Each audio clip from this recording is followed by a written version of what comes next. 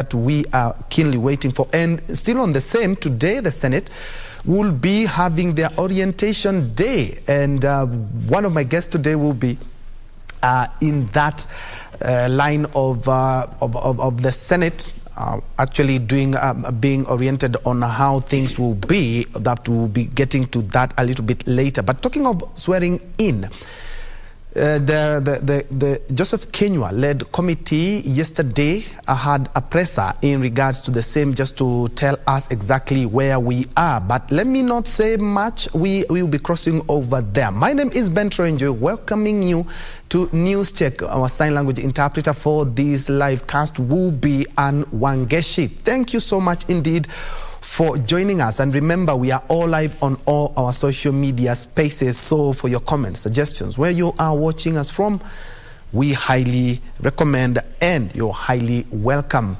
Thank you indeed for joining us. And first things first, let's hear where exactly the transitional committee is in regards to the swearing in of 13th of September next week on Tuesday.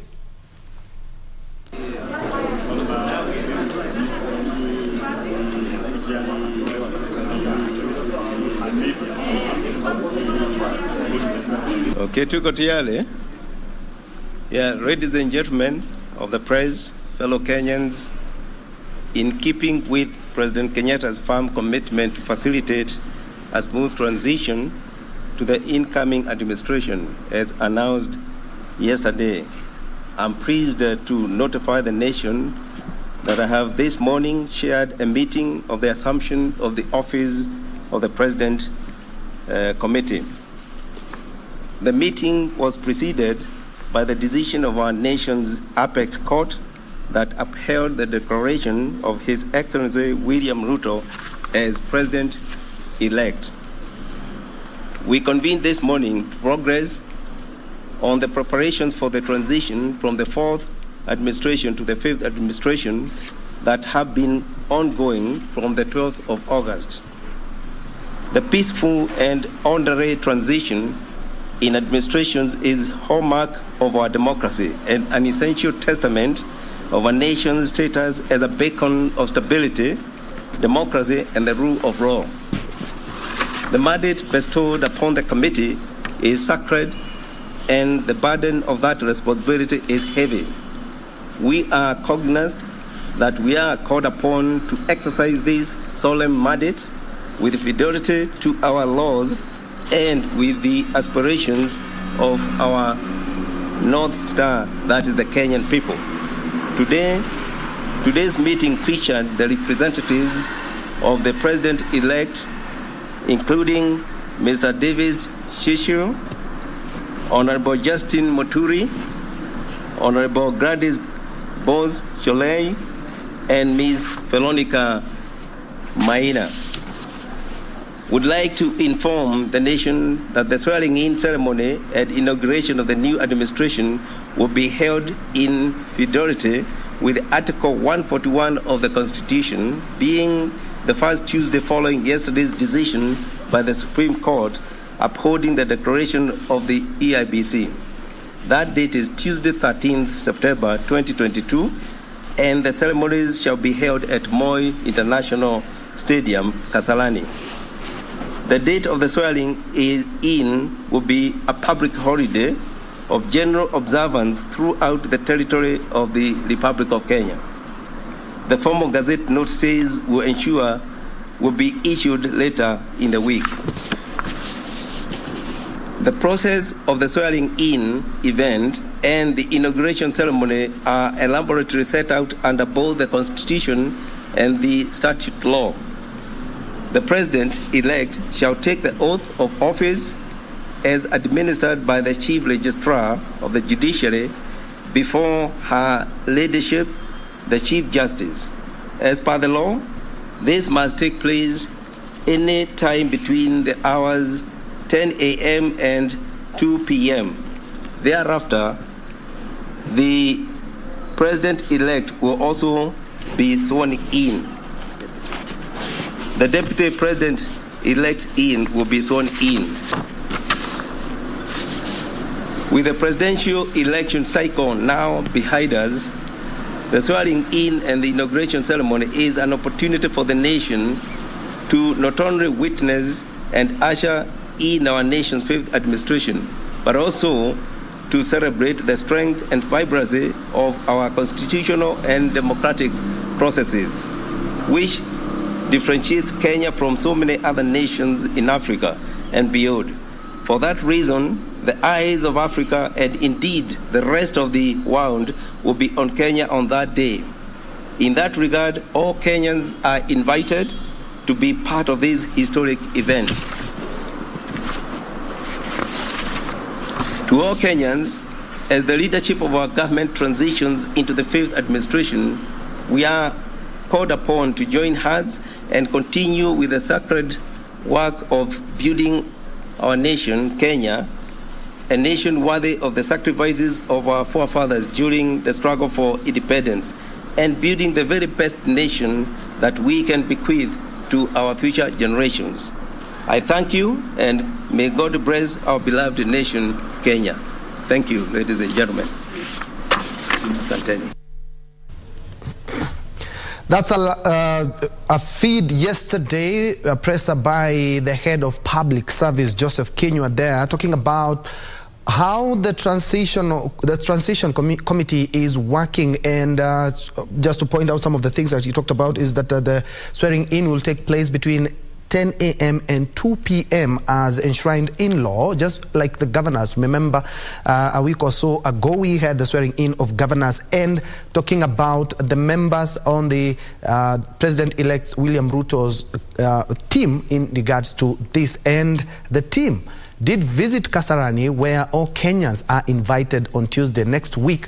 And Gladys Boss-Sholei led committee also had something to say in regards to how things are going to pan out on that material day. Let's first of all listen in to what they had to say. Remember, yes, this was yesterday.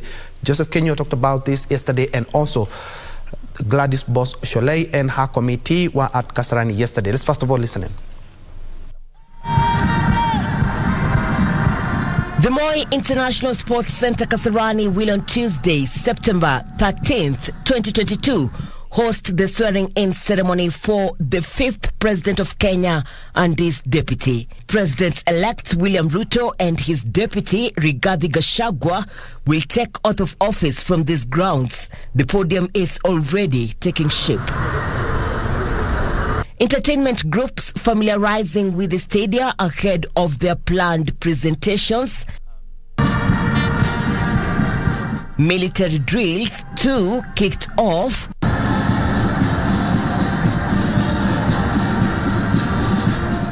A multi-sectoral team constituting the Assumption of Office Committee is overseeing preparations. And we've split ourselves into various teams.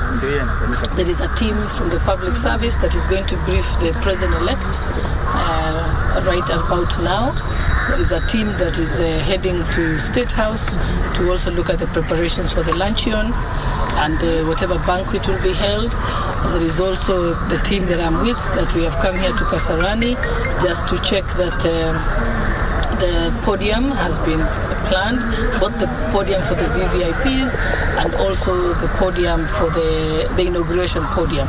And I think the judiciary has a representative here, so everyone is on overdrive, and I think it's going to take working 24 hours a day for us to be able to complete everything, because everything should be in place by Saturday. You shall be seeing a state event that carries all the tradition, the character, the flamboyance of a state event, but now nuanced with some little personality spicing, where you will see the signature of the president-elect, you shall see the signature of the deputy president-elect in this event.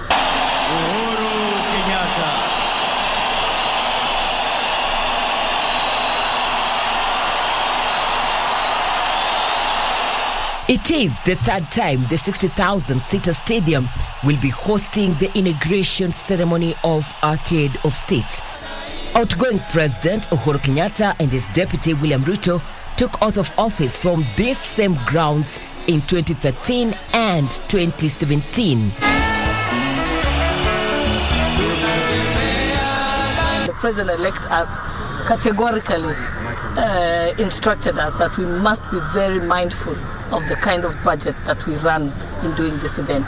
In as much as we want it to be beautiful and great, we also want to make sure that there's some austerity measures in the manner that we do it. Preparations at the Kasarani Stadium ahead of the swearing-in ceremony of the President-elect William Ruto gives you a glimpse of how colorful the event would be.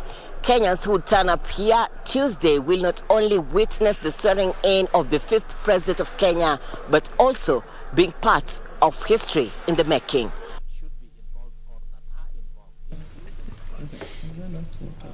Yes, and of course we are keeping a keen eye on the latest happenings from the Kasarani Stadium, being the 3rd time that we are going to be experiencing this phenomenon. And talking of that swearing in, we also have something else that is really touched on the swearing in. That is the swearing in of MPs and also senators, which will happen tomorrow. And today, the Senate will be having their own orientation, and as you can see there, just the early preparations for the big day going on. And talking of that, allow me to introduce my guest, one who happens to be a nominated senator, who will be among the senators there, Gloria Oroba. Good morning. First things first, congratulations. Asante sana, although we are still waiting for the Gazette notice, it hasn't come out. We hope it comes out today so we can be able to go for the orientation, but thank you. It's supposed to be done by IEBC, right? Yes. Okay. Yes. But since we are waiting, we're still a nominated senator. Yes. Karibu sana. Asante. And thanks for making time. Yes. And on my extreme left, we have Dr. Joseph Rotich, who is a political analyst. Karibu sana. Thank you so much, brother. Now, first things first. Beginning with you, Gloria, you've seen how things are panning out at Kasarani in regards to what we're expecting on Tuesday. I would like to get your sentiments on the same. I think these are exciting times for Kenyans. To have actually come out of the election peacefully and, come out of the Supreme Court ruling peacefully. And I think now the focus actually for the Kenya Kwanza team is to really implement the plan, which was the manifesto, which is what we sold to the electorate to tell them these are the developments and the things that we hope our government will put in place. So I think it's exciting times. Of course, we're looking forward to the swearing-in ceremony on 13th. Of course, we would like to have that done with, but the most important thing, and I think you will get this feeling from a lot of the leaders on the Kenya Kwanza, is we are already trying to start executing the plan. And because, our country is not in a place where we can have celebrations for even more than that 3-4 hours that we will be there, because we don't have time. We need to turn the economy around. We need to ensure that Kenyans are able to, go back to their normal life. And, we've really suffered economically in terms of, post-pandemic economy. And we really need to just start working. We need to turn this thing around. Yeah. And Doc, looking at what Gladys Boss-Sholei has talked about in regards to the budget, the president-elect wants it to be at least on a budget that, will reflect not only the wish of Kenyans, but also the current economic times that we are currently undergoing. I think, thank you so much, brother. I think we are coming at such a time when Kenyans are highly excited. It is also a time when Kenyans are expressing the most out of the incoming government. We have had the longest time of campaign. And if you can remember, my brother, Kenyans are already tired and they want to see the real promises that the leadership that is taking over now had actually promised. And as per the budget, you see, everything is, I don't count the current budget to be a budget of the incoming. It is a budget that was organized by the outgoing administration. And I don't want to criticize, or I can offer some critique, because it should not be an exorbitant budget. Based on the current economic status of this country, we are at the point or at the edge of collapsing. And in this case, I would have wished that we should have done this thing in a very humble way.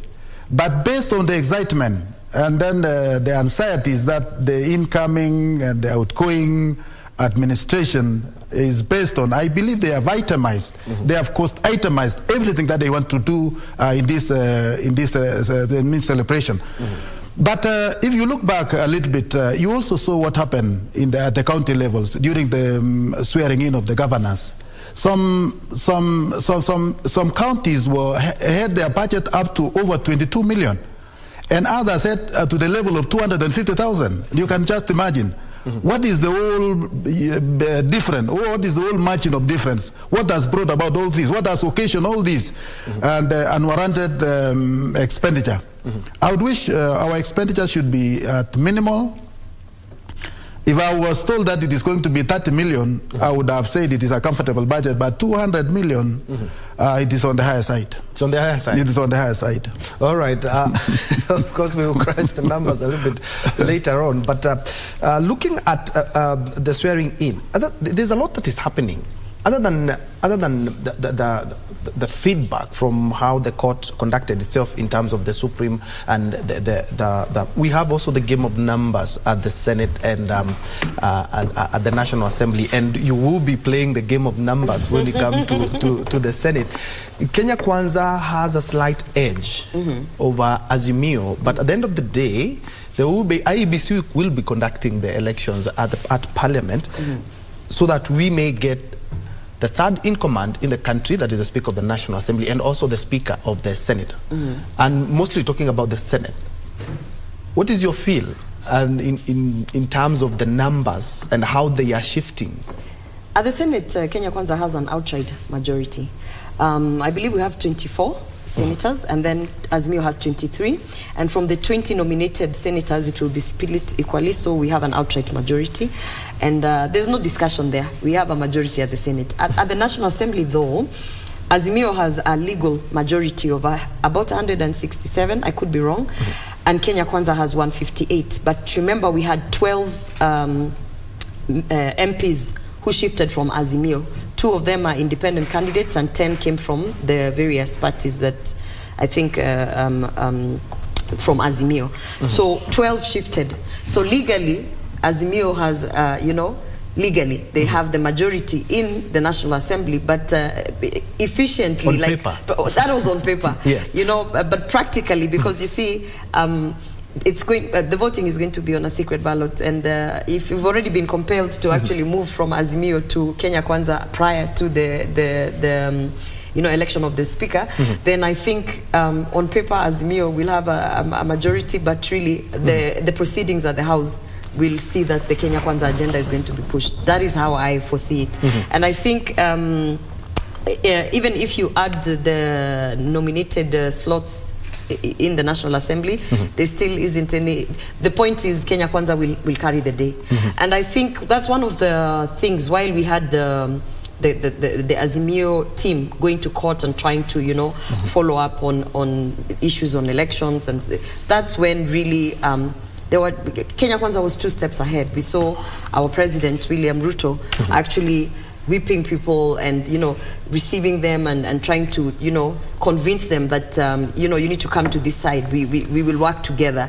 And so during, I think, that 1 week, he was able to move 12 MPs from Azimio to Kenya Kwanza, and you will see that play out in Parliament when we are actually going to elect the Speaker. Yes, Doc, and it's a game of numbers, and looking at how things panned out, as Gloria has talked about, is it Azimio on paper have the numbers, but vitu kwa ground ni different because of what the president-elect did. He has been able to, what we could say, more or less like dangle the political carrots, and he has been able to get some of the numbers that are independent, and also has also been able to dig in Azimio to get the numbers. I think, my brother, there are 2 things that will play about in this, the whole game of numbers. I have heard yesterday the Western people, urging themselves that please let us not leave one of our own, that is Wetangula, who is actually one of the candidates who are actually compete for the position of the Speaker of the National Assembly. And in this case, when you look at it, there are those intrigues that are quite inside. I mean particular interest from particular regions that will play beyond or above the party interest. Because in this case, I don't foresee a situation whereby the Western people, especially those who are in the Azimio, will leave Wetangula aside just because of the party alienation. The things will be very different. And even those people whom the Kenya Kwanza have actually proposed from the coast that they are going to have the Senate Speaker, I believe the whole coast people will rally behind their own person. So away from the party interest, away from the party alienation, there will be regional interest in this game. And you will actually see it playing out during the election of the speakers of both the Senate and the National Assembly. So I don't foresee a lot of issues. And of course, let me tell you, my brother, the issue of the government and the representations, people are now looking at the government as at the current. They are not seeing the opposition so much. And in fact, those people will stick to the opposition. There will be very few. They will only be sticking on the other interest away from their individual interest. You saw also some members from the Luo Nyanza who are the first to show some interest. Promising the president-elect that we are going to be together in your government. So you can see the things are bringing up. And of course, that is just an iceberg. There are a lot of things that will actually play into that. Because what the Kenyans are after now, they want to be allied to the winning party, the decision table. I mean, the place where things will be decided. So when the decision will be made by the Kenya Kwanza, all those who have been outside, even those who are in Azimia, have an interest in having the real cake, being at the decision table of the decision making of this country. Yes, and I'm quite sure now when we talk about the national cake, a lot is being done now. We are mixing the ingredients, the milk, the sugar, because everyone wants a share of that. And I want to bring in, we are fortifying our bench here.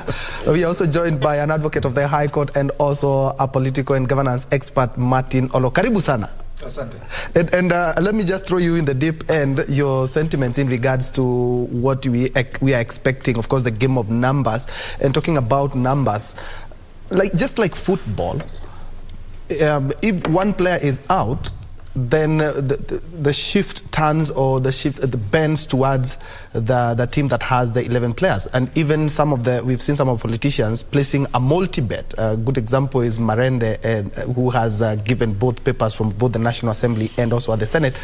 But it's all about the game of numbers, and everyone wants to have a piece of the cake that we are expecting after the swearing in. We'll start slicing the pieces. You know, my friend, thank you for having me, and I've been able to listen in to my friends here. And I'm surprised that we still talk as if we are in the Kanu era. The power games shifted with the new Constitution 2010. Power does not reside inside the executive. In fact, power resides inside the parliament, inside the National Assembly, inside the Senate. So that it's not about the agenda of government, it's rather parliament that has the agenda. Why am I saying that? The parliament we have has three roles. One is representation, so they are really representing Kenyans. Remember this, the sovereign power of Kenyans donated to them. Secondly, they are oversighting. Parliament in its entirety oversights government, oversights the executive. And therefore, the main role that Parliament plays is that of oversighting. But also remember that it's in Parliament that now budget making resides. So it's not again in the executive. So it's in Parliament where the Treasury will bring the budget policy for approval, and then Parliament will crank those numbers. So power is no longer centered in the office of the President. Resource distribution is no longer centered there. It is actually inside Parliament. Having said that, again, I have heard about numbers, and my sister there says that, you know, things on the ground are different. On paper, there's legal. I think, again, from our democratic governance perspective, we need to respect our institutions and need to suggest that when you look at the National Assembly, it's comprised of different players. But when the National Assembly meets, it meets as the National Assembly, not as an Azimio or as a Kenya Kwanza. They transact as. Of course, there is government programs, and there's need for bipartisanship. I mean, this is a point I really want to bring. Then no government can ever run an agenda without looking for the bipartisanship spirit.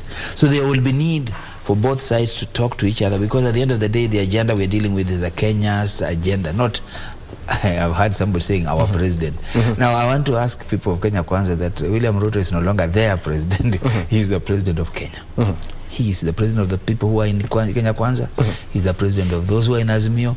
He's the president of those who did not even vote, because they are Kenyans. But looking at what he did exactly after the elections, he did something that any president would do, try to marshal more numbers so that he may gain control of the National Assembly. And that is fine, because you see, the point that we want to make is that used to make sense during Moi's days.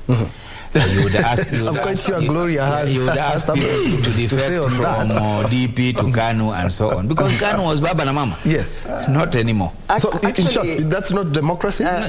No, actually, when I say our president, I don't know why he would consider that I am owning the president as Kenya Kwanza. Our president, I am a Kenyan. So I'm saying you don't have to defend it. It's what came out. Yes, our president as a Kenyan, our president is the president of all Kenyans. Yeah, but so then again, he's not a president. He's not a president. No, he's our president. The same way Uhuru Kenyatta was our president. So our president. Let's just start normalizing that when we say our president, we mean as Kenyans, we have a president that has been elected, and we are going to swear him in on 13th. Yeah. And that is something that I feel, and I have been telling people, normalize it. He is ours now. He's everyone's. We are Kenyans. So, and the issue of I feel like, Wakili, with all due respect, there's a lot of theory there, because, you know, Parliament operates as Parliament as an institution. But we know that the order of Parliament and the business in Parliament, if you're in government, you know that for you to pass legislation, for you to pass, for even your cabinet to be approved, because they are actually going, the names will be sent to Parliament for, you know, scrutiny and all that. Even for your cabinet to be constituted, you need to be able to have some level of influence and control of both the National Assembly and the Senate. And that's the reason why in democratic societies and democratic states, as much as you have Parliament as an institution, it is actually in your interest as a sitting president, or as that an individual who's in government, to understand that in order for your business, as the agenda that you have now, for now, we have the plan, Kenya Kwanza plan. For us to be able to execute that agenda, we need legislation, we need goodwill from Parliament. You see, when you say for us, I have a problem. My sister, I have a problem. No, again, you also need to listen to other voices. She will need to listen to other voices. It's not about the Kenya Kwanza agenda. And then we can dig it. Promises in the form of the plan. And I say we, because, you know, ownership, I don't understand why there's a lot of ice. I'm sitting here as a nominated senator from UDA. Yeah, let us also be practical. Listen to Kenyans. And we in UDA and in Kenya Kwanza went out and sold a plan. And we actually had promises to the electorate. Based on that plan, the electorate went to the ballot and voted and said, I want to vote for this government, because this is the government that, for instance, will push the women charter that we had promised. And in order for us now, as the government that is in the day that we've come in, to implement most of those strategies, of course, we need to work with Parliament. We need to whip the numbers. We need to be able to say, for instance, in the women charter, we have plans that include budgetary allocations. And those things need to be allow me, guys, just a minute, just help me. Hey, help me, because if we are talking about... Just a minute, let's first of all decipher that. Let's first of all cross over to the Senate, where we are online with the Speaker, with the clerk, actually the clerk of the Senate, and O'Brien Kimani is on standby with him, so that we may have a feel of the 4th Senate 13th Parliament. Remember, today the orientation is supposed to be taking place for the senators, because the MPs did theirs last week in line with the Constitution, and of course waiting for tomorrow, where they will be signed in. O'Brien, if you can hear me.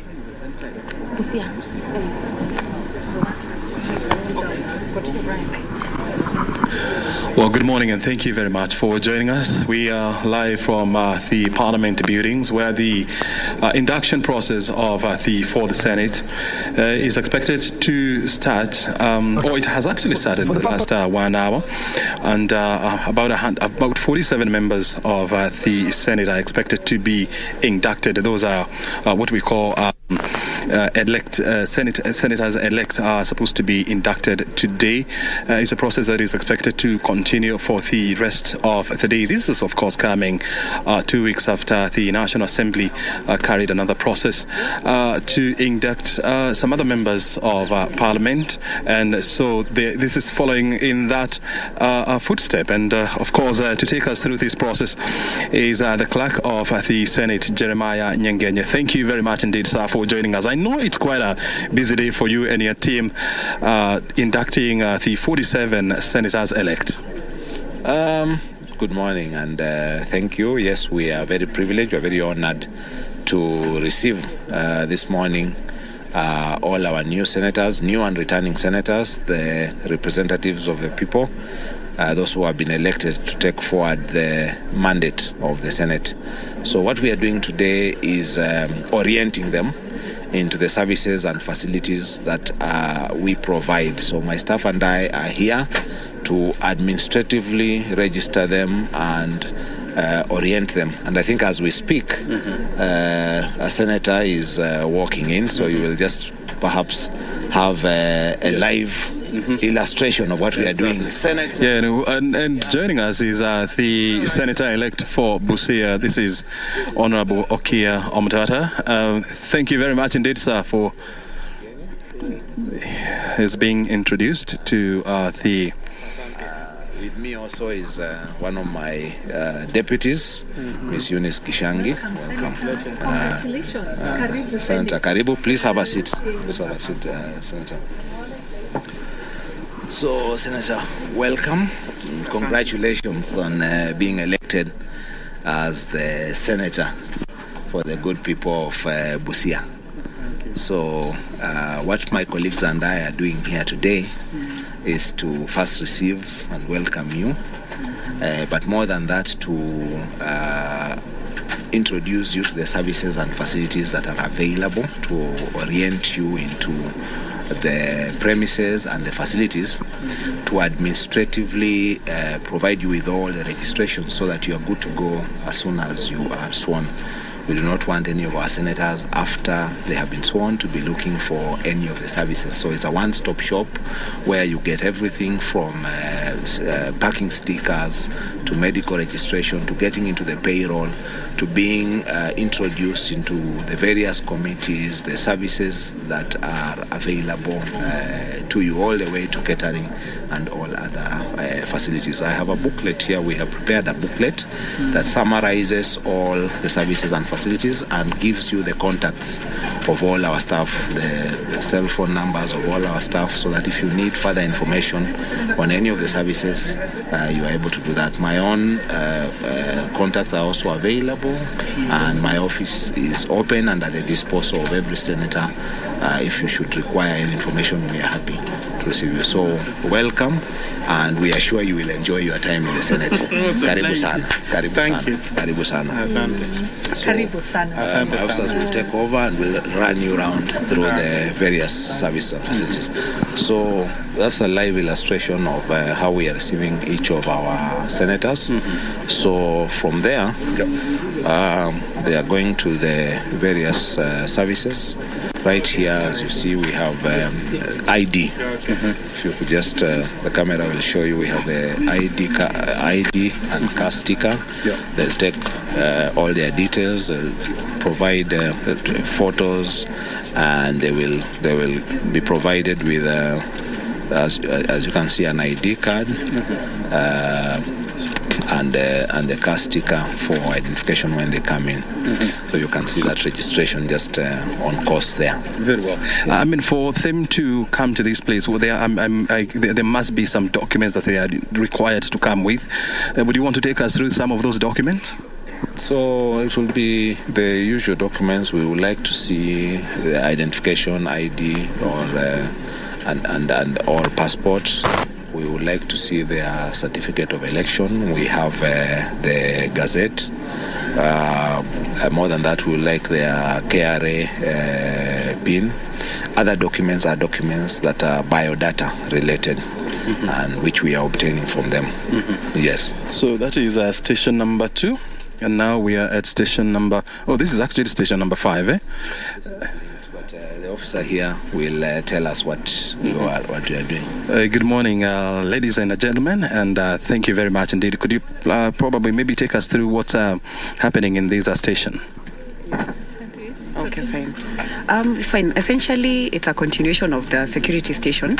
So we are completing the biodata collect that the securities require. That's for the generation of the car passes. Then other than that, we are giving them information around what the IT department does so that they are aware of what services to expect from the IT department when they join us. Yes. So in the biodata, what kind of information are you collecting from the senators-elect? Okay, here we are focusing on information regarding to their cars so that we'll generate car passes for them, the car stickers that they put on their windshield. So we're expecting them to give us their name, as it shows here, their name, their surname, their next of kin. Then through that, we'll be able to enter that information and generate the car stickers. Yes. And this process here is taking like how many minutes on average? He'd be better placed to respond because he's a security officer. It's around 3 minutes. Around 3 minutes. Yeah. And one is ready to go. Yeah. Okay. All right. Thank you very much, and we wish you all the best. Very good. The medical section. The health, we take very seriously the health of our members of parliament, and we have Senator Kavindu of Machakos who is going through the registration. Yeah. But Diana here will very briefly tell us what is happening at this station. Diana. Oh, very good, Diana. Thank you. At this station, we just give information to members, and we register their details, their dependents, and then also at the other desk we have NHIF just to confirm that all their dependents are covered under the NHIF, and if they need to update any dependent, they can do it from NHIF desk and also take biometric, because we have moved from the card system to biometrics. Yes, yes. So how many members of, how many dependents is any senator allowed to register? Children is up to 5 years, 25 years and below, and one spouse. And one spouse. Yes. All right. So that is the process that is happening here. On average, it's taking how long? An average is about 5 minutes, but depending if the member requires more information and explanation, it can take more than 5 minutes. All right. Yes, yes. But so far it's been smooth. Very smooth. Okay. Yes. Thank you very much, and all the best with your team. Very good. So from here we move to station number 6. From here we have the Human Capital and Administrative Services, a very critical place, and we have here our officers, Angela and Margaret. Margaret, you will take us through what is happening at the Human Capital and Administrative Services section. Margaret. Thank you. This department, we are picking their data, that is their bank details information, their next of kin, and their nomination of beneficiary details. And then we are also telling them about their salary and allowances. Yes. Well, this must be a very, interesting section, especially where people are being explained how much you're going to earn at the end of the month plus allowances. And so for you to register here, what documents are you supposed to provide? We're asking them for their national IDs, the copies, KRA PIN, and their bank details information. Yes. And of course, the next of kin. Next of kin, the ID, copies of the ID. Yes. What happens in a situation whereby I have all the documents minus one? They're free to bring them later. Yeah, we note that, and they can bring them back to our offices. Yes. And so in that case, the process will be termed as incomplete? Yes, sure, yes. Unless one has all the documents, then it's not complete. Yes. All right. And on average, you are taking how long with one member? On average would be about 5 to 8 minutes, depending on whether the member has all the documents that are required or not. If one has all the documents, then at most 5 minutes. Yes. And of course, one would want to imagine that they had been informed about the documents they're supposed to bring. Sure, they had been informed, yes. Yes. Okay. So far, it's been smooth for you? Yes, it's going on very well. Yeah. All right. Yes. Thank you very much indeed with your team and all the best. Asante sana. Well, in case you're just joining us, we're in the company of the Senate Clerk, Jeremiah Nyengenye. He's taking us through the registration or induction process of senators-elect here. 47 of them are expected to be inducted today so that, the business of the House will be ready to start. Now, this is County Liaison Office, Directorate of Finance and Accounting Services. Very well, you do. So, we find, I think, Senator Halwale is being processed here. We have here the Deputy Director in charge of Finance and Accounting, Mr. Daniel Ngumbao, and he will take your listeners through what is happening at this station. Very well. Mr. Daniel Ngumbao, you may want to come and explain to us what exactly is happening here. So this is the Directorate of Finance and Accounting Services. Basically here we are taking members, the senators, elected senators, through their entitlements in terms of impress. We have a section for the impress section. The entitlement in terms of the mortgages, car loan and the mortgages.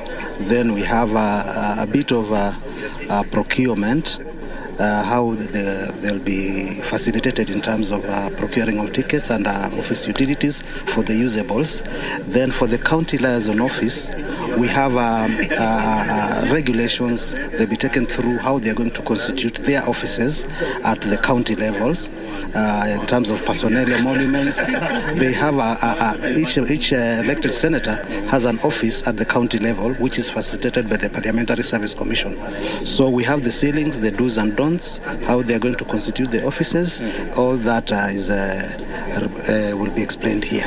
Thank you. What documents are they supposed to present here for them to be taken through the process or to be registered? Okay, the documents are basically what they've been given from the initiation of the orientation process.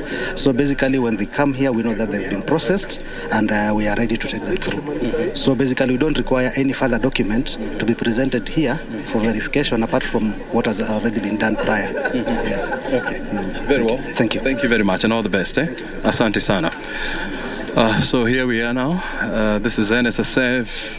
We have, what do we have here? Yeah, yes. We have SACCOs who have also put out their stands here. They will be introducing their services to the senators and encouraging them to join. So, who will take us through? You will? Yeah, so please. So these are the various SACCOs that are available. They can join, Yes. And it's quite interesting. I think I'm very sure a lot of people did not know that also elected members of parliament like senators, they also have their own SACCO. Yeah, they do. We have two SACCOs here. We have one parliamentarian and Bunge SACCO. Parliamentarian is squarely for members of parliament and honorable senators. But Bunge SACCO, we have honorable members of parliament, honorable senators and staff who are paid by the Parliamentary Service Commission. Yes. Between the two of them, which one is bigger than the other? In terms of membership. In terms of membership, Bunge SACCO is bigger because we have all members of staff of Bunge here. In terms of savings? In terms of parliamentarian. Yes. Yeah. How is that the case? Because of the weight, the magnitude of the earnings, the contribution. Okay. Yeah. What are the requirements for you to be a member? Yeah, the requirement is a member is be a member of the National Assembly, is a member of the Kenya Senate, is a member of the East African Legislative Assembly, former members who were members of the SAT and wish to continue being members, and of course the employees of the parliamentarian circle. Yeah. And one of the most striking issues there is, for me, is access to loans of up to 12 million shillings, based on shares deposit within 24 hours. That's a very high turnaround, actually. Yeah, it is, because of course with the savings, with savings, there is the money is always available. The cash flow is there. Yeah. In fact, they have saved and even invested in interest earning. What is the interest? The interest on loans is 1% per month. 1%. So that's 12% per annum. Per annum. And of course, it is on reducing balance basis. As you repay, the interest goes on going down. Yeah. Okay. And for you to, for example, qualify for a product, for how long must you have been a member? Like for new members, you can see for new members, they are qualifying for a loan automatically. What we are calling them Karibu loan. Immediately you fill an joining membership form if you are interested in earning, because it was in getting the service, the product, you get 1.2 as Karibu loan. What you should do is that loan, we retain 400 as the deposit of that member, and he goes with 800. Meaning, as per the policy, that member could automatically qualify, because you have a deposit of 400 times 3 is 1.2. Yeah, that's the effect of the Karibu loan. Yeah. So there is no joining period that you have to be here for 6 months or something like that. It is automatic for a new member. But after joining now, enjoying other product now, you have to qualify 6 months. Yeah, also. Yeah. And one would want to imagine that, all the 47 senators and the nominated ones would really want to be a member of this kind of a circle, right? Yeah. Everybody, in fact, like now, by the end of the year, that's why you see, like now, as this period, we have got membership was at 451. Meaning that we have, of course, not all, nearly all joined, but not all. But you can see even including the former members and the current, like those who are members, we had 451 members, maybe nearly all. Before I let you go, are there defaulters? Default, there are no defaulters, because what we do, we program the loans to an extent that as we take toward the term, the loans should be equal to the shares. In fact, by the end of the term, members are only getting loans equivalent to the shares, like fully secured loans. Yeah. So eventually, in effect, there are no defaults. Yeah. Okay. Yeah. Thank you very much, and we wish you all the best. Very good. Well, that's a very interesting concept that you have there. Yeah? Now we move to services that are legislative in nature. So here we have the Directorate of Legislative and Procedural Services. Squarely matters relating to the core mandate, whereas a lot of that has been administrative. Here we are dealing now with the core mandate and the business of the Senate. Senator Halwale is renewing acquaintances with our staff. He's not new. And here we have Mr. Njue Ruge. Mr. Njue Ruge is a director of Legislative and Procedural Services. This is really he likes to think of it as the home director, the home of the Senate, the core business. So Mr. Ruge is taking members through how the business of the house is processed. So he will just very briefly tell us about what we are introducing members to here. Very well. Thank you very much, Clark. My name is Steve Njenga, as you have heard. Okay, the camera is there. So basically, we are just interacting with the new senators on what we do. And the first issue that we want to share with them is that the Constitution and the statutes have given the Senate certain functions. And these functions are generally in the realms of legislation, oversight, budget making, and representation.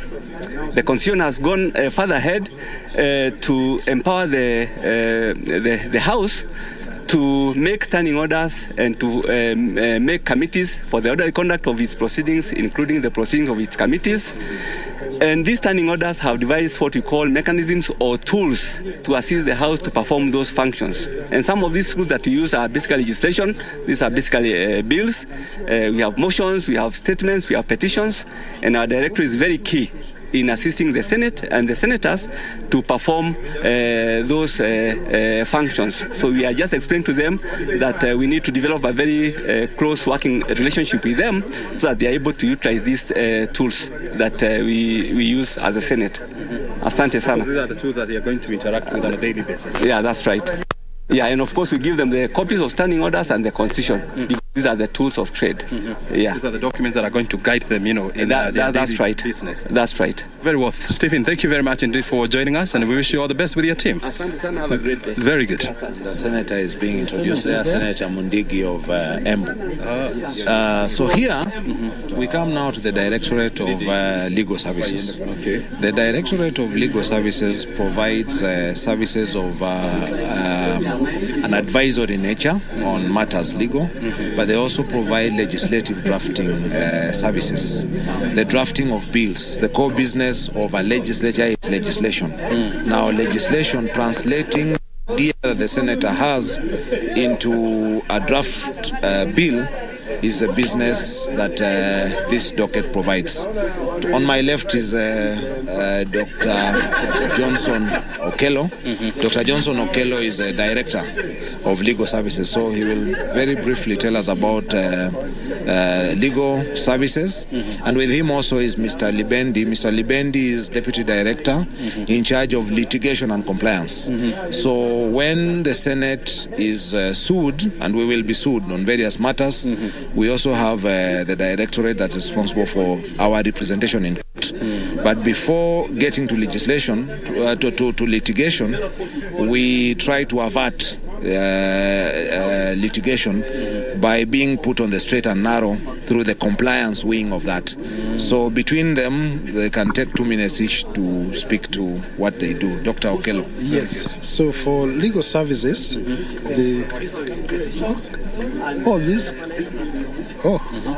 okay. So for legal services, the services we offer: one, we support senators to draft bills.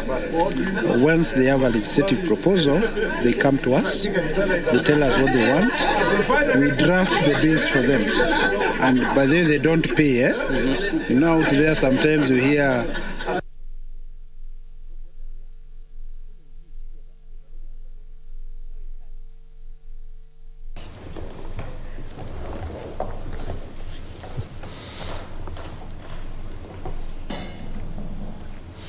Indeed, first of all, let me apologize for that technical hitch. That was a live feed from the Senate, where we are expecting all the senators, both elected and nominated, to take their steps in terms of orientation. And it feels like the first day in school. You have seen where the loans, the mortgage, the health, everything they have to do in order to be fully fledged members. And here with my bench, we were talking about the nominated have not been gazetted yet. I don't know, perhaps let me engage Wakili on this.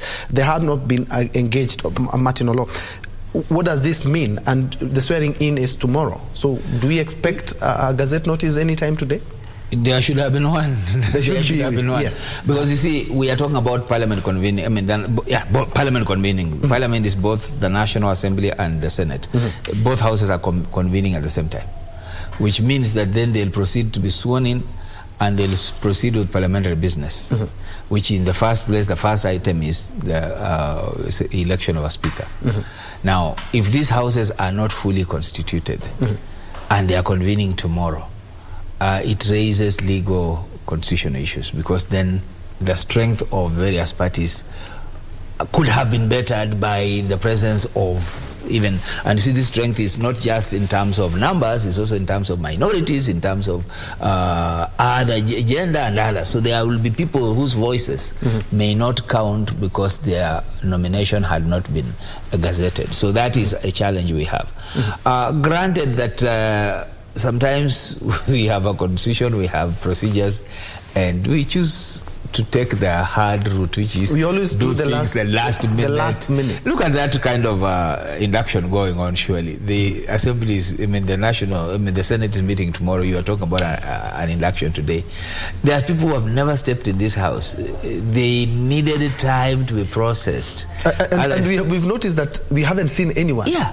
So by the time they walk there tomorrow, they will not even know how to use that button or how to the procedures are standing order. So I mean, so some things need to be done a little bit. And Gloria, you're here, and we are hoping that you go for the orientation. I'm one of those people who've never been there. We don't know how to use the button. So we need that orientation. I actually don't know why, particularly for Senate, I don't know why it has taken long for that Gazette notice to come out. And for the National Assembly, I can imagine that, we had those 4 MPs that had not been elected, who, when we did the election of Mombasa and Kakamega, that's when the election. So I can imagine theirs took longer because the numbers could shift. You couldn't Gazette half and half. But for the Senate, and I guess the Gazette all nominated both MPs and senators together. But I mean, really, this is the 11th hour because, I don't think they will be able to now set another day aside to say, by the way, we didn't even have orientation for these 20 nominated MPs and these 20 senators. And actually, yesterday I was being told, usiende mashinani because the Gazette notice might come out midnight or morning, and then you go for the orientation. I mean, as it stands now, the Gazette notice can come out and my name is not there. So, the Gazette notice is actually, it is the confirmation that indeed you made it to as a nominated MP or as a nominated senator. So I think it's also not fair even for those individuals who are listed there too. It's a lot of anxiety. And I really don't know what that is because, as Wakili said, I am not a legal expert, but I am pretty sure that they cannot run the first session without without a fully constituted house. So we are also, it's a lot of gambling, and of course the first order of the day is the election of the speaker. So I don't know, it's starting to look very clumsy. Okay, let's first of all, there's something that's happening there. We now have a clear feed on the same. Let's first of all cross over there and finish up on this orientation before we go back to this live discussion. Legislative interventions take place. So the officers here, what we are doing today is to give a synopsis of the committees of the Senate and to interest members, new senators, so that they can find, through this leaflet, they can choose the committees, work with their whips, and find the committees that they will serve for the rest of their time in Parliament. And so committees are important for oversight, legislative, and bills making, and oversight generally. Very well. Yes. So how long are you, on average, how many minutes are you taking with a member of Senate? Yeah, maybe 3 minutes. Just 3 minutes. And 3 minutes you are done. And we are done. Very well. And the process. Thank you very much indeed for your time. Continue doing the good work. Well, so now we have the rest of what we have here. We have the Directorate of Hansard and Audio Services. As is well known, it is always said, Parliament is a house of record. And what that means is nothing is said in vain, that there is an account, that is, there is a record of the deliberations. There should never be a contestation of whether something was said or was not said. So this directorate is responsible for documenting and keeping a record of the deliberations of the House. So here you can find everything that has transpired in the legislature from independence in their records. Then we have the Directorate of the Speaker's Office. The Speaker's Office is responsible for running the Speaker's Office and also the management of the offices of the leadership. After them, we have the Parliamentary Budget Office, a very critical office advising on the budgetary implications of the various legislation and bills that come, but also on advising on the national budget. After them, we have the Senate Liaison Office. We have a liaison office that connects the Senate to the rest of the world and our various stakeholders in devolution. We also have various desks for special categories of senators. We have a desk for youth, senators who are youth, so that we give them special attention to orient them, to induct them, to settle them, and also to help them in their work. We also have a Senate desk for women senators to help them to settle in better and also to help them in the course of their work. We have a desk for senators with disability again for the same purposes. After that, we have a wellness desk, sports and wellness. You have heard about Bunge Sports.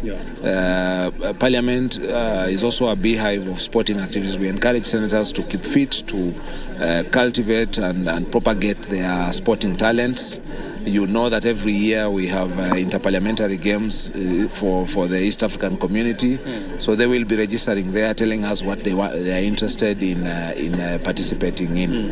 And when they are done with those desks, we are welcoming them to. There is also a catering facility here in Parliament, so they are introduced to that catering facilities, how to access the services of catering, and we are inviting them also to relax and have some refreshments. So that's really what's happening here today. Yes. And so it's clearly, I mean, the process is taking about 30 to 45 minutes per person. Eh? That does to be about that, yes. 30 to 45. And we expect, to induct all the 47 members of Senate today. All 67, actually. If we get the Gazette for the others, we hope we will do that. But if for the other nominated, but if any of them, if it is incomplete for any of them, or if any of them are not able to make it here today, we are happy to do that after tomorrow, after the swearing in. We will be able to continue with this. Yes. All right. Well, I know it's quite a busy day for you, and I know there are many members of Senate-elect who are waiting for you, so that you can induct them and take them through the process. So we don't want to keep you waiting here for too long. Otherwise, thank you very much indeed for being so kind to us and for taking us through the process. And we wish you all the best in the life of the fourth Senate. Thank you very much, and thank you for having me. Asante sana. Well, thank you. We've been talking to the clerk of the Senate, that is Jeremiah Nyengenye. He's been taking us through the induction process of the senators-elect who are coming here. Actually, about 47 of them, as he has just said, they are expected to come here, get inducted, and if they get the list or the gazetted 20 who are supposed to be nominated by various political parties, then they have the capacity and the ability to induct all the 67 senators-elect. And so that is what is happening here. We are keeping tabs of everything happening here, and of course we'll be linking up with you in our subsequent broadcast. So I have to take you back to the studio for the rest of the programming. Back to you. Thank you, Brian Kimani, live Mr. from Njue. Parliament. There actually, as I said earlier, it feels like the first day in school where you have to be checked, the uniform and all the books. So that is exactly what is happening. Directorate of Hansard, the medical, NHIF and other SACCOs, mortgages and stuff. And we have one of the UDA nominee here, Senator Gloria Oroba. And Gloria, looking at how the houses will be, and looking at what happened, the Supreme Court did pronounce itself on the National Government Constituency Development Fund, and also some parks by the legislators have been removed. But unfortunately, is that what SRC gave out could be still challenged because you are the lawmakers now. I think SRC is actually trying to put some order. Like any other industry, there should be ways in which you carry out staff appraisals, and if there are increment in salaries and things, they are just doing their job. But it will be interesting to see what the first order of business of the houses will be, because of course there are some issues that were touched on with regards to stuff like the car grant, for instance. It actually wasn't removed. They shifted it from a grant to reimbursement, and they put in restrictions such that they can make sure, for instance, the CCs of the cars that you're buying are limited, and they organized it. And I don't want to speak much about it because because I'm yet to be gazetted, first of all, and go for orientation so that I can understand what is there. But what's important to note is that SRC was actually, it's a creation of these houses. And the risk is that the houses can also eliminate SRC. Yeah, because they're the one who put it there in the first place. Not legally, because can they do legally Wakili can guide us. It's a constitutional. He can guide us, but one thing I know is that... But they can overturn that, right? Perhaps you can raise on that. Ping pong between SRC and if you remember, or if you noted, most of those decisions were being implemented during the election time, because any other time members of parliament would have shut it down. Even the decision for CDF came during the election time. SRC. But basically what we are saying is this, and maybe we need to also look at where SRC is coming from. He's saying, gone are the days when Parliament used to be a part-time job. Because when Parliament was a part-time job, people were doing other things. They came for 3 sittings and they were paid allowance and they went. There was no really a salary worth talking about. When you look at the Saronei and Taita Toweta, and look at those guys, they never used to earn a salary that you can see today. But today, we are increasingly making it a salaried position, and with all the perks, pension and so on. So what the SRC is doing is standardizing it across the public service and saying nobody's paid sitting allowance for going to work, because then that's part of your salary. So anything you are paid when you are sitting, that is supposed to be your salary, not necessarily something extra. So the tradition is an old one, but the changes have since happened. So SRC is simply doing what it wants to do in terms of harmonizing across. As to whether that is popular or not is not the issue. One of the things that we were talking off camera is this, and this is the reality. Being an elected member of parliament in this country is equivalent to being an ATM for your constituents. So it does not matter how much money you pay in terms of salary. Are you saying the pay that they're getting is commensurate to what they are doing, or it should be added? What I'm simply saying is that there's a mismatch between what members of parliament get and what their citizens and their voters expect of them. I mean, you have to be in the funerals every weekend. You have to be available for medical. You have to be available for everything. You know, in other words, the way we have socialized people out there is that a member of parliament, and by the way, maybe they see it right, because when it comes to campaign time, there seems to be money. And people are spending. So they can't understand why you shouldn't be spending when you get in there. And yet the reality is that if you can't spend that way for 5 years, and not sell your property and not so there is a mismatch between people's expectation and what the role, and what the role of a member of National Assembly is or Senate. And that is our problem as a country. And I would like to pick your mind on the same dock. There are some parks that have been removed, of course, just before the election. And what impact does the Supreme Court decision on the NG CDF? I think the real issue, my brother, is that the whole thing was done when the MPs were in the political session. I mean, they were going home.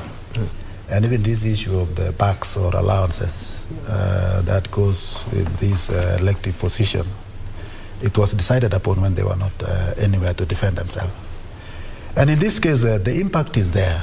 And as it is said that the NGCDF was not removed, it was the CDF that was in good for some time back. And in this case, even if that is the case, NGCDF has done more work even than what we get from our county governments. You go to most of our schools in the rural setup, you find CDF projects more loudly I mean, you can see them physically.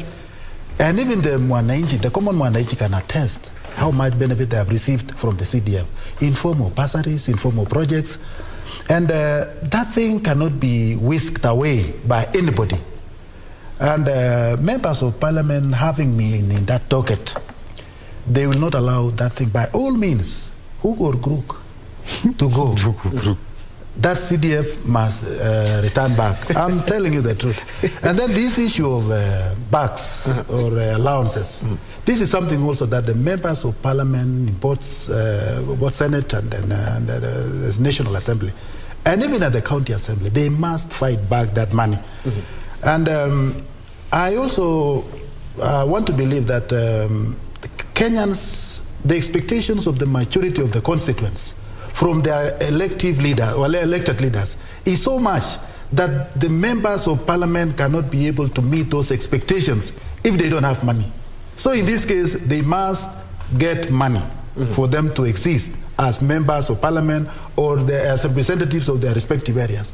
So in this case, I think it will be a big challenge for the SRC to prove to the members of parliament, to prove to the members of the county assembly, to prove to the members of the Senate that what they were doing was rational and that it was good for our country. And let's now look at... Can I just chime in on that a little bit? Yes. Because the CDF, for me, the issue is it goes to the member of the member of parliament, and the member of parliament is playing an authoritative, an implementing role, and also an oversight role for the CDF. And maybe the issue is someone else should play an oversight role for the member of parliament. They should not be the ones saying we are spending like this and then oversighting themselves. But then, when you think about it, it is okay for them to be responsible for that CDF, because when we go to the ballot, we normally say, huyu tulimpatia hii kiti na tunajua ndo anasimamia CDF. And we know that you can't run away. As a member of parliament, you can't run away from the CDF. You can't say, it's not me, it is the oversight authority. Because you are the oversight authority of that CDF. There is a committee and whatever administrative things that you put together. But at the end of the day, if you go to a constituency and you see that there's no development, there are no projects, and yet you can tell, for instance, in my constituency, Bubasi, they receive a lot of money in form of CDF, like big budgets, but I can tell you CDF has not been felt in my constituency. So it is okay that it is left to the MP so that the electorate can observe for 5 years that you even have a kitty. You are not like the senator who has no kitty anywhere.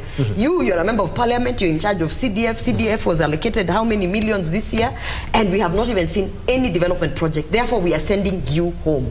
And you see, for me, that is the issue on devolution. That is the one thing that devolution brought down to the grassroots. The fact that there is a fund that is being sent to the member of parliament down to the grassroots, and he has the authority or rather the influence to sort of dictate or influence that these are the projects that they're going to do. Of course, they've set it up in a way that there's bureaucracy, but really we know that if your member of parliament wants to put up 6 boreholes and he has CDF, he will find a way to do it. If your member of parliament wants to change all mabatis in the schools, we know it is your member of the goodwill has to come from the MP, and I think it should be left. We've seen it should be left that way. Yes, and I would like us to. Yes, I think there's something that I would wish to explain. I want to tell you, CDF is an independent body. It is managed by the board, NGCDF board. It is not managed by the members of parliament, and in this case, the oversighting body is NGCDF board of all the projects implemented at the constituency level. The member of parliament contribute just like any other local person of the proposals that the constituency will have to do. It is not in the, they are not dictating, but what my sister said, you can use the word influence. They can influence, but the real managers are actually NGCDF board, and that it has with and they have got their own persons on the ground managing the whole project. So in this case, I don't see where a member of parliament, where CDF can be disqualified just because the member of parliament is at the constituent level. Yes, he has some influence, but they are not managers. Maybe on the basis of implementation. Maybe just on the basis of implementation, but really, honestly, there's no. What I'm wondering is, what is the end game of removing CDF? What are they trying to achieve? I'm quite sure the MPs are going to. Okay, we don't know what the actual position is because there are different. There are different interpretations of that. But what I was going to say is this, and this is now my message to the new regime, because government is always around, but there's a new regime that's taking over government.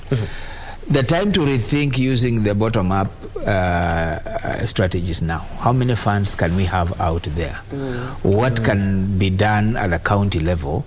And therefore, what can these other funds that were promised about the SMEs and about the youth and so on, how do we collapse this thing into a real bottom-up and bring it up? Who should be the new players in this game? Not necessarily MPs, but who should be? I think that the new government, the new regime has an opportunity to re-engineer this. And since it has legitimacy and the numbers, the time to think about is now, before MPs regroup and start controlling. Not an easy thing, it's easier said than done. But basically what we are saying is that maybe we need to rethink. Like when you say CDF is building schools, technically speaking, that is a Ministry of Education function. It's a national government function. So why shouldn't the schools be, with all the money about schools, be put either in the ministry or put in the county, depending on what kind of alternatives we can do? Remember, we have an opportunity to even delegate national functions to county government. So we need to think through some of these things so that we re-engineer. Just a minute, Martin, and as you can see on your screen, those are live pictures from Kasarani, where we will be having the swearing in on the 13th of September. That is on Tuesday.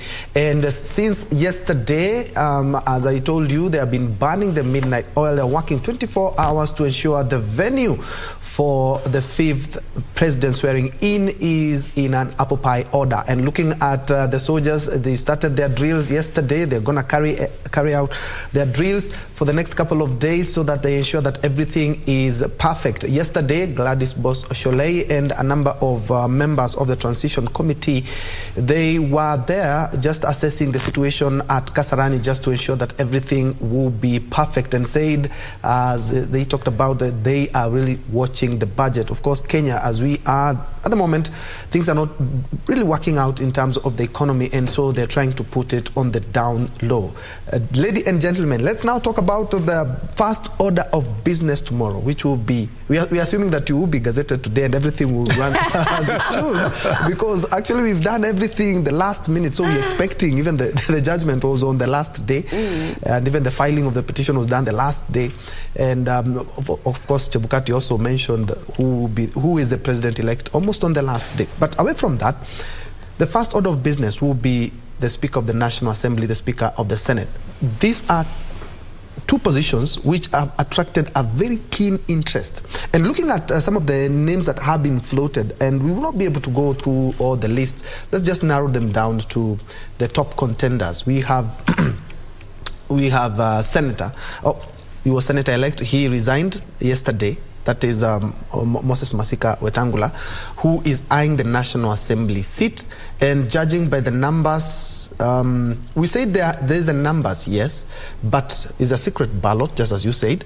So we might see a lot change or shift in the way things are, despite the numbers. And I'm quite sure there's no one who will be able to marshal the 2/3 as required, so we are expecting the second round. And someone else that cannot be pushed around is the former National Assembly Speaker, Kenneth Marende. There's the likes of Kalonzo Musyoka. How do you think these are going to pan out, and especially from your side of UDA? Yeah, it's an issue of numbers, and whether we like it or not, when you're talking about numbers, you have to talk numbers across political divides, because these numbers are not in oblivion. It is the Azimio numbers, and then it is the Kenya Kwanza there's also these people, they can also marshal numbers from both political divides, because they are seasoned politicians. Exactly. They are not new entrants. The point here, though, is that when you're talking of numbers in a political activity like this one, you're talking of numbers. For you to marshal up numbers, you're also saying, I have 10 from Azimio, or I have 5 from Kenya Kwanza. So we have to talk about the political divide. I think this is now where we are going to start understanding the strategists in any of the political party leaders, because it's not just having numbers on paper, because you can come and say the legal majority is us, we have 167, but if you already have 12 of those 167 who have publicly declared and left the camp, you can't be too sure that they are now going to come back and vote under the legal majority, because again, I said it's a secret ballot.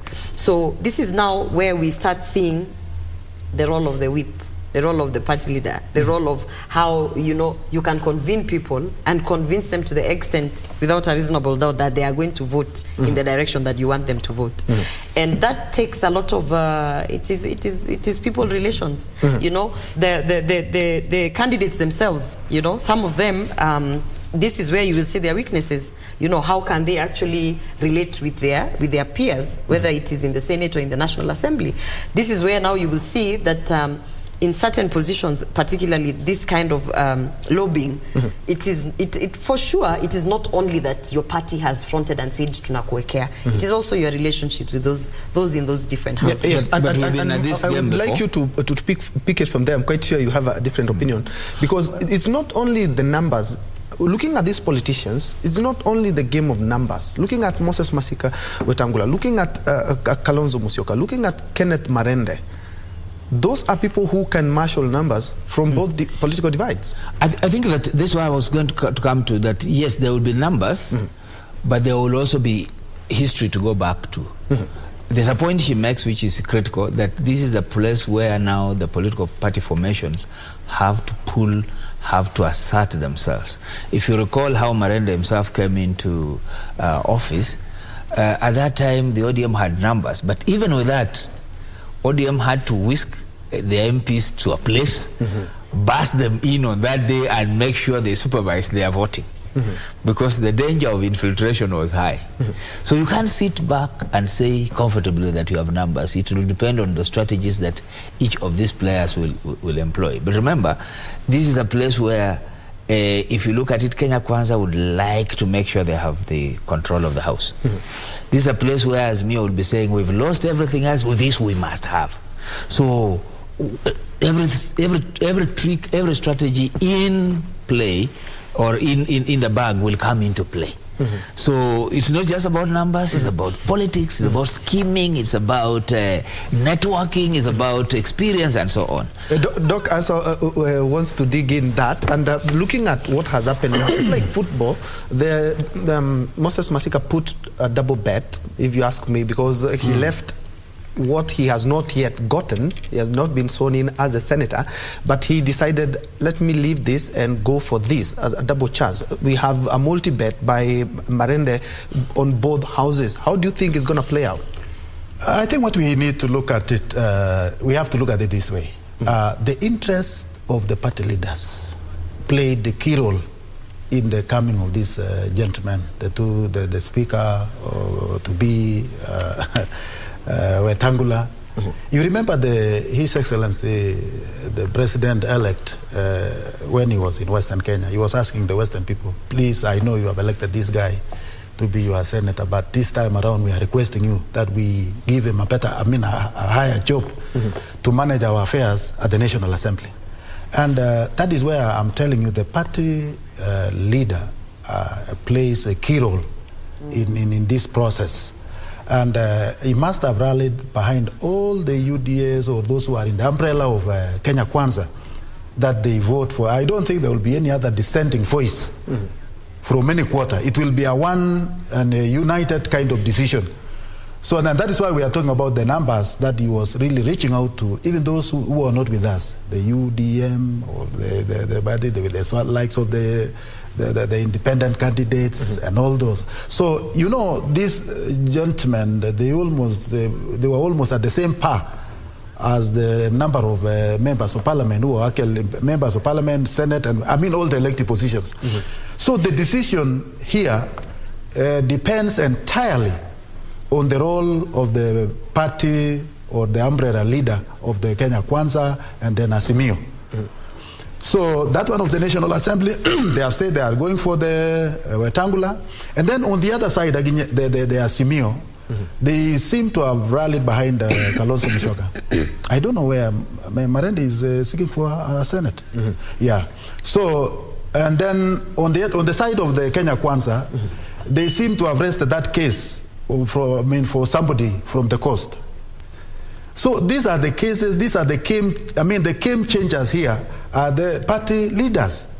It is not necessarily so much about this. But again, something that will be very interesting here is the regional interest. Because I overheard some Western people saying that now that we are from Western Kenya, all of us, let us forget our political difference, party difference, and let us rally behind one of our own, that is Wetangula. If the people from the coast, if the people from the eastern will play up the same notion, so we are in for root shocks because of those regional interests. Otherwise, so far so good. We are expecting whichever way come. I think whoever will come emerge as a speaker, that will be our national speaker and the Senate speaker and all those. And I think now Moses Masika has put a triple bet because he has left the senator, he wants the National Assembly, and if he doesn't get that, then he's bagging on getting a position from the President-elect William Ruto. And the way he did, and I'll be getting to Martin because of the legal aspect here. I remember the Register of Political Parties saying that in these coalition pacts, you have to stick around for 3 months after, that is 90 days after the general election. But that did not happen. We saw the president-elect avoiding the 2007 situation where ODM was deemed to be the party that lost in the presidential election but had more numbers at the National Assembly. Is it trying to avoid such a scenario? As any president would want, you want to control the National Assembly, or at least have some level of influence. You want to control the Senate. And by the way, you also want to have some level of influence in the Council of Governors. So it is just natural that now but that he has done that to even before the 90 days are done, and some people have already jumped ship to the Kenya Kwanza coalition. You see, the thing that I would say perhaps he did wrong was that it was public. But that 90 days will be there. 90 days does not stop me from picking up my phone and calling you. I can call you, and I can talk to you, and I can tell you, I understand that in your constituency, you know, there have been national projects that have stalled, and you must come and work with government. And we must work together to ensure that your people are actually, they feel this government. Does that stop? It doesn't stop me. So maybe the one thing that I can say in my amateur thinking is that maybe the issue was that he publicized it. But otherwise, even as we even before that, I can tell you that the other side was also trying to figure out who are the independent people that we can bring to our side. Maybe the only difference is that they did not send the pictures out there. They did it quietly and silently. But, you know, and that's the issue, that sometimes you have legislature that is put out, that is so theoretic, but practically you can only say that in 90 days you cannot do ABCD. And fine, in 90 days I will not announce that I'm wherever. But it doesn't mean that I've already not shifted allegiances. In fact, as a matter of fact, these 12 people, 10 who are from political parties and 2 independent, they could keep quiet and not even share their photos and everything, and we could see the effect of the conversations that have been happening during the election of the speaker. Because keeping quiet and not moving and does not say that they will go to the ballot and vote according to their legal, you know, alignment. So the thing about this political activities is even the pieces of legislature that try to control them are not really practical. So the 90-day issue, fine, it is there on paper. These people can actually be told, technically, legally, you are in Azimio. But let's vote for. But it is a secret. It's a good thing. It's a good thing. I think we need to separate two things. As you're on it, yes. Where does it leave the leader of majority? Because on paper, then the leader of majority is supposed to be from Azimio. Precisely. Then after the 90 days, some people will move from Azimio to Kenya Kwanza, which will now make Kenya Kwanza the party with the majority of seats. You see. There is a Political Parties Act in place which also regulates how coalitions are put in place and the manner in which one can enter or leave a coalition. That's a legal process. It will be dealt with when it is invoked. For purposes of elections of a speaker, that may not work because the vote is a secret vote. You can go against your party, that's your problem later. You can deal with it from a disciplinary perspective. The party can deal with you that way. You can go against your coalition, that will be a disciplinary issue. You can deal with it that way. What you are alluding to, which is very critical and which does not subject itself to an electoral process, is precisely how you will put together the committees of the House. The party with the majority will have the whip and will have the power to do so.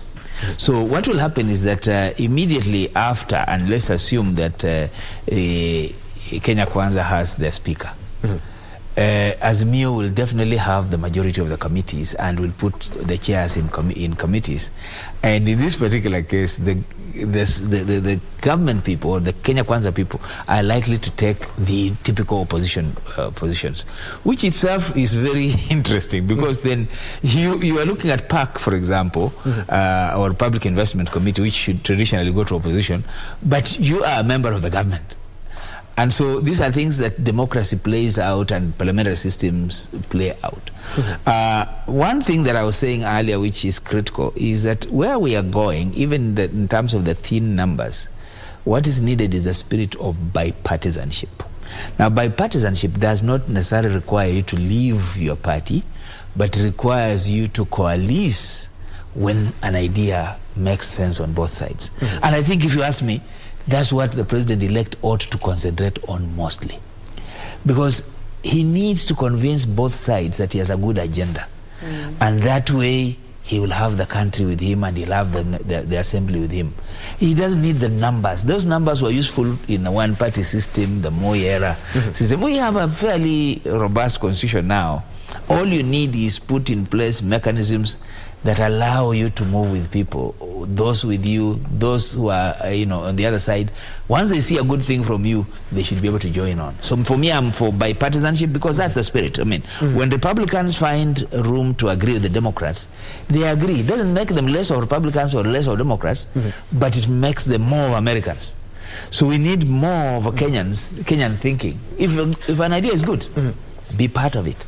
If it's not, you should be able, even if you are in Kenya Kwanza, you should be able to criticize your own government. Even if you are in Azimio, you don't have to agree with everything Azimio says. You should also be able to argue. So that's what democracy allows.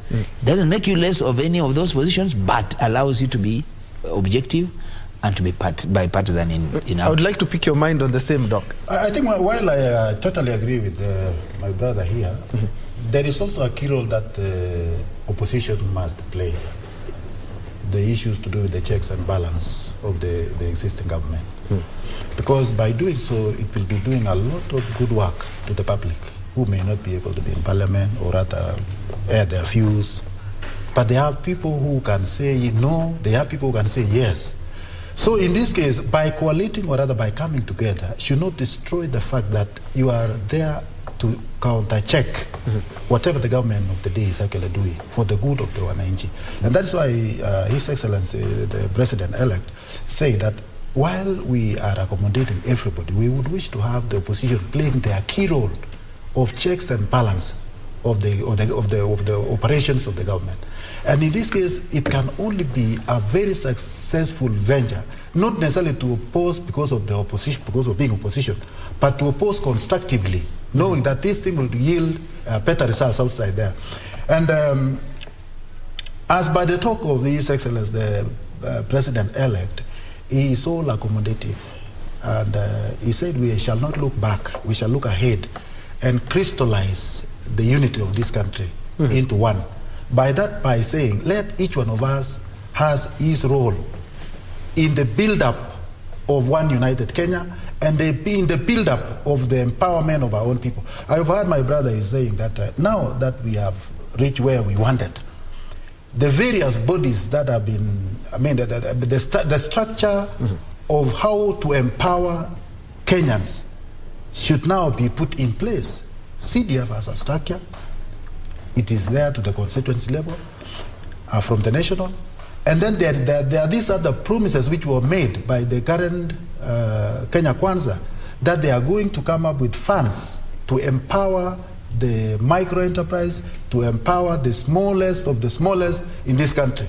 And those ones require structures to be put in place. And I don't think that will take a long time. I think the key thing to me, my brother, is not about how money will reach the people, but where to get this money.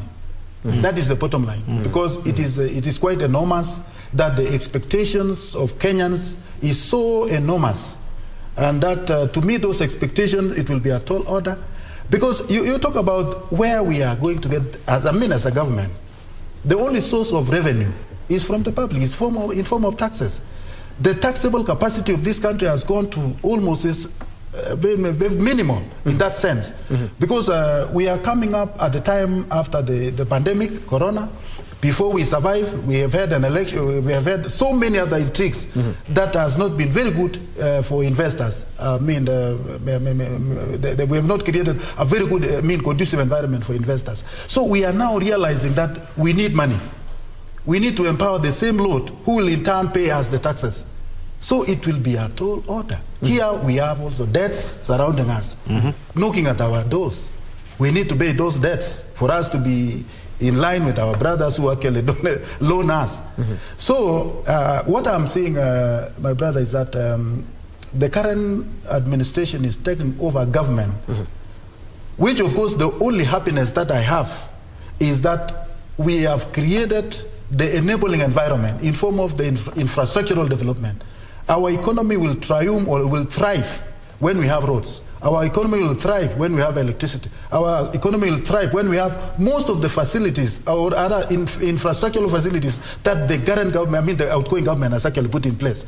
So building and finishing what was put in place by the current government is another tall order.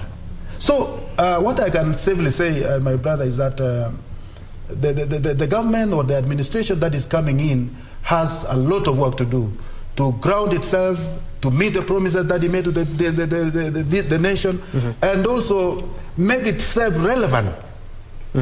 Yeah, and I wanted to say that I'm actually also having an expectation because they promised me pesa mfukoni, so I'm really expecting money in my pocket. I don't expect them to give it to me, but I hope they can create the environment for me to make the money. I mean, in other words, we too have expectations, not just the people out there. After 3 months, are we expecting a change in the leader of majority? Because after the 3 months, then I can exit from Azimio, I can exit from any political coalition that I was already in. So what happens there?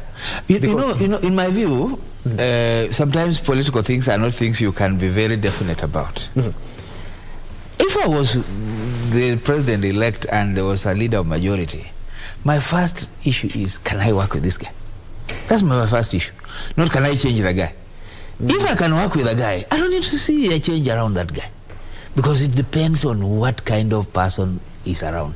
And by the way, even if that were to be the case, and I know that this is an opposition person, and again the president-elect has been saying it, he would rather work with people who can keep him in check and who can question him and hold him accountable than people who will just be telling me yes, yes, yes. So I would have no problem if I was to advise that, look, this guy is a leader of majority, can he deliver? Can he work for you?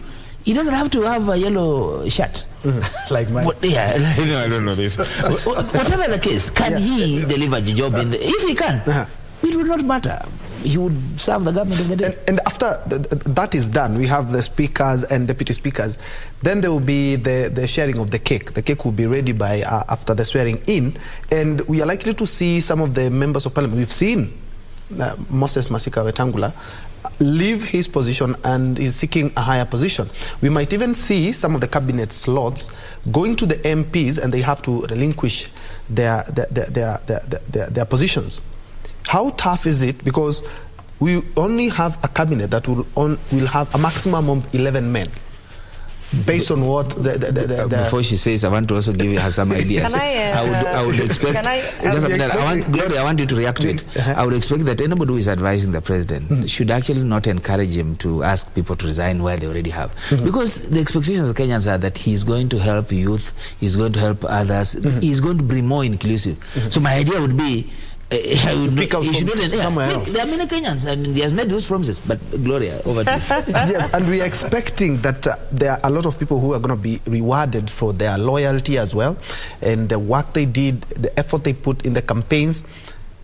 What should the president-elect focus on when he is sharing these positions? Because after I have to correct you on that, though, because you know this is not a system of rewarding people for being loyal. But you are going to see that because it's politics. No. Let me just correct you, because above and beyond being loyal, are you capable? Do you have the skill set? Do you have the capacity? Because the only thing that William Ruto is actually very interested in is how is he going to deliver the plan, which was our manifesto. How will he deliver the plan? So, you know, if you sit down and say, oh, we have all these loyal people, wengine walifungwa, wengine walifanywa nini, you'll end up having a cabinet that cannot perform. You'll end up having parastatals that are, again, back to, you know, oblivion, and not doing anything. So above and beyond your loyalty, because a lot of people were loyal. Do you have the skill set? Can you perform? Are you qualified? Do you understand the plan? Do you actually believe in the vision that our party leader, who is now the president-elect, has for this country? So for me, I was listening to this talk about majority leader, what will happen after 90 days, and all this organization that we are trying to do. But simply, what William Ruto is trying to ensure in both houses, the Senate and the National Assembly, is that when he brings that bill for perhaps the 50%, the 50 billion hustler fund, and how we are going to implement it, if it has to go through the National Assembly or the Senate, he's just trying to make sure that his agenda at that moment will actually be pushed through. He's trying to make sure that, for instance, remember for the women, we promised that we are going to have like we're going to have a special agency that is just going to be addressing women rights, and is going to be sitting under the office of the president for purposes of budgetary allocations and oversight and things like, for it to be more effective. If it will require that it has to pass through parliament, if it will require that the framework or whatever of it has to go, even if it's the Council of Governors, whatever, you know, he's trying to make sure that this plan that we have, most of it that has been drafted, you know, end to end. If it's the 50 billion Hustler Fund, we have an end-to-end process of how we intend to execute, how we intend to make sure that it actually goes down to the ward level, how we are going to work with the county the member of county assembly, you know, how we are going to devolve that impact to the grassroots. All he is trying to do between now and the next 3 months is, I have a level of influence with these authorities, with these institutions that will assist me to actually execute my plan. I'll give you a basic thing, for instance. One of the promises that was put out is that the 50% of the cabinet of William Ruto is going to be constituted of women. Yeah. Because I was part of drafting the Women Charter, and we actually held him to account, and he appended his signature to it. So he knows that while he's sitting and people want to be rewarded and all this, there's also the issue of we must have a minimum of 11, or a minimum of 10 women who are ministers. And he knows that above and beyond the minimum of 10 ministers who are women, you also have to consider again the regional balance. Again, he also understands that there are areas that he went to. And he particularly said, because of the issues that they have in certain spaces, for instance, issues of maternal health care and just gender issues, he actually pronounced that he will ensure that from this area, certain positions will be given. So I'm telling you, that is what we are expecting. At the end of the day, it is actually a difficult process, because the process, and allow me some time, because I've really listened to these guys. The process is that, number one, the plan must be executed. We have we promised an 100-day manifesto, what we will achieve within 100 days. That has to be executed. And I would love for us to wait for, because actually he was asked the same question. At he said he was going to do at on the 13th. end of 18 months within this government, we are actually going to ensure that we will no longer be having this issue of two-third gender and what, that the framework of it will be there. So that's why I'm telling you right now, we are not in the past where it is about haya sasa serikali imeingia ebu enda si alikuambia atakureward. No, because there's so much more to it behind it, and they expect to see very shocking, a list of very shocking ministers, because and PSs, because it will be technocrats. It will be people who have been part of the process of let's wait for that. And because of the interest of time, and you can be sure someone who wants to resign because you know, hata saizi tuko na serikali, but we have seen Moses Wetangula do that already. Wetangula, even prior to him, then he should have waited. No, if you ask me, he should not have run. Even if at all we are not saying about it, there were negotiations and there were talks with his community and with his, you know, Wetangula is in his space. And because of interest of time, anyone just to say, because of interest of time, let's hear. I think, my brother, away from boardroom agreements or inside agreements, this is the way I want to see my government. I want to see an all-inclusive government. I believe in Kenya we have very capable people from different regions of this country. And what I want to see a Kenyan face in the appointment positions of all sorts, whereby we should not at any given time give a room to our previous political differences or regional differences. Because what I am very sure, and I know the president-elect, he would wish to see the election of 2027 as a walkover because of the gain, and that depends entirely on how he will form the current government. Because there will be no opposition, then wherever he will be, come 2027, he will be home. He has been with so-and-so. When he went to Eastern, he was with so-and-so. When he goes to Nyanza, he was with so-and-so. And that is the government that I'm looking forward. Very effective, very efficient, very qualified, manpower from all these regions. Okay. And because of interest of time, I would like to pick Olo's mind on the same, because you do remember even in 2013 when we had TNA, we talked about we are not going to be having cabinet secretaries who are not politicians, but we saw that did not happen. And so I would like to pick your mind on the same in regards to the government that we are expecting from next week. I can say here without fear of contradiction that William Ruto is going to stay true to what he has promised, because he knows the consequences of not staying true to what he has promised. So there are a lot of things that he'll have to do, and what I like about him is that he's in the driver's seat himself. He doesn't talk and go to sleep, he talks and works on it. He rolls his sleeve and he deals with the things he cares about. So I have no doubt that, and I'm looking forward to that. I'm looking forward to his really innovative approach to government. He's been around long enough. He's seen enough of the mistakes of the past. He has promised to fix them. I believe that he'll fix them. And so really what I want to see from him, as he has promised, a lean, an inclusive, gender expanded cabinet. But more importantly, he has an agenda to deliver. So I believe that he'll be looking for workers, not for storytellers. Indeed. And that's what I think he will be about. If he doesn't get that, we will be here 1-2 months from now. We'll be asking. Actually, I want us what happened? I want us to be here exactly 1 month to see whether what we've been talking about has really made sense. But thank you so much, ladies and gentlemen, for making the time. It's actually 12 and we have to exit the stage. I see Nancy Okware is coming up back, but thank you so much for watching. And we are keeping a keen eye also on Kasarani, where the preparations for the swearing in are currently underway. Thank you so much for watching. My name is Bentroy Njue, and Nancy Okware is now coming up with Kurunzi and Tamrini. Thank you so much for watching.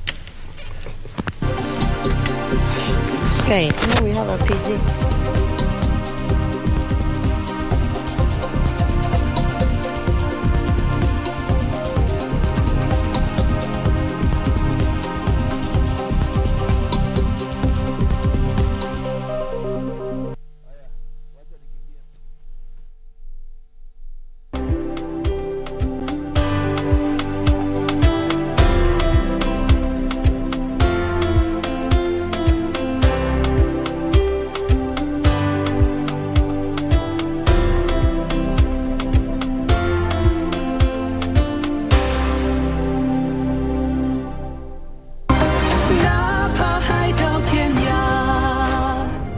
It was during my days at Skywall.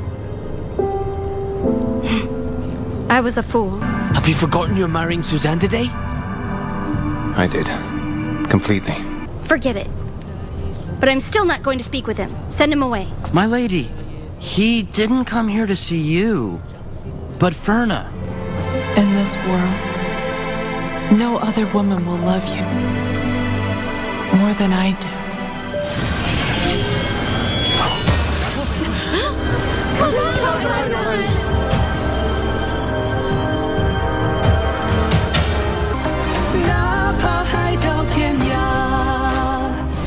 Hello there. Good boys gone bad. Eric Omondi has evolved from being a comedian to now being the king clout chaser.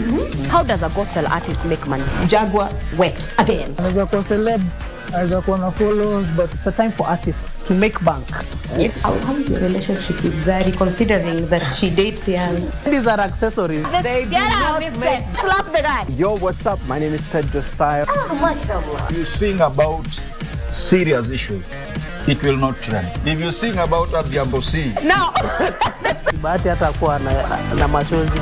Willy Paul ndio alikuwa anatoa machozi. For your beat these boys with stones. Let's all be logic. Yesu washukangi chini analeta pesa. Musicians are missing the point. Do we sip water? You are watching Pop Culture with Adhiambo with a Y.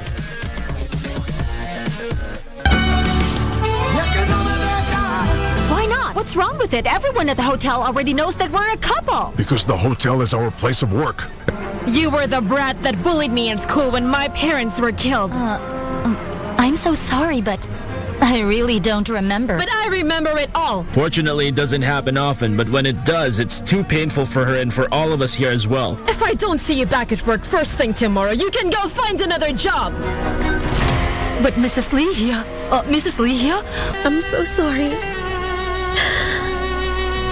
Please forgive me.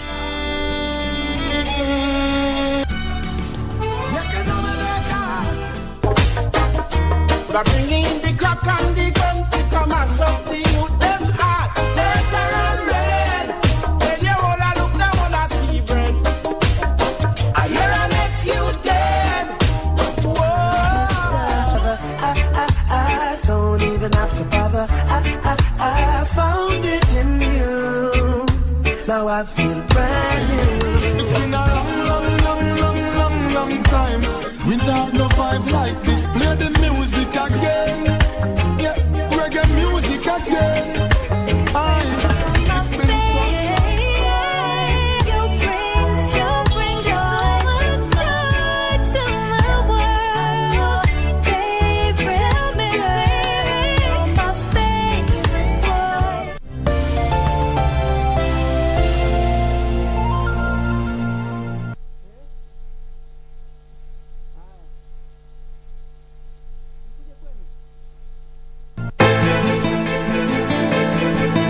Umeliona gazeti la leo? This is still disturbing. Hivi ndo wenzako washapatana basi. Huyo Levita iko wapi? Ngoja lifunguke. Kwani yuanza yeye kupenda? Atakuachaje siku zote hizo aje akurudie sasa? Yaani hapo ushiki mita. Nimekupigania sana Leo. Tumepitia mambo mengi sana mimi na wewe. Babangu mimi nitamwambia nini? Na usijaribu kunidanganya. Usijaribu kunidanganya kwa sababu faili niliziona.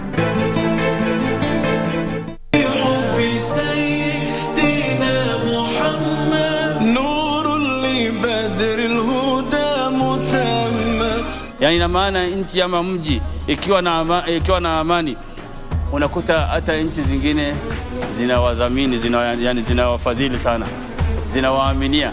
Muislamu wa kisawasawa ni yule ambaye anadumisha amani, anaepukana na maneno ambayo yanaweza kupelekea kuvurugika kwa amani, na vitendo vyake pia huwa vinahusika na kuhifadhi amani.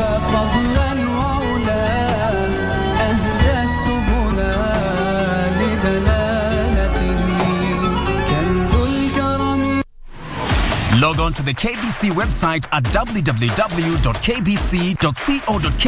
to get the latest breaking news, entertainment, sports, politics, lifestyle or business trends from Kenya and around the world. Never miss new episodes from your favorite TV shows, reruns and movies. Just stream online or watch live on your YouTube channel at KBC Channel 1 TV shows. For the day's biggest stories, trustworthy news and family entertainment, log on to KBC Channel 1. Watch what you want anytime, anywhere.